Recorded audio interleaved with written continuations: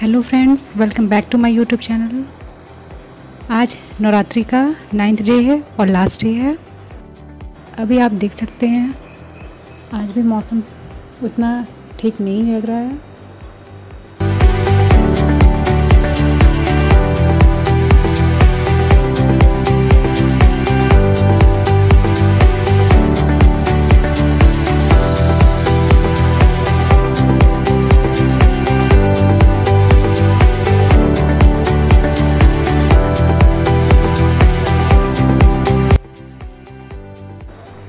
आज मम्मी सबसे पहले पूजा की सारे बर्तन जो हैं उसे साफ़ करके रख रही हैं। उसके बाद पूजा स्टार्ट करेंगी।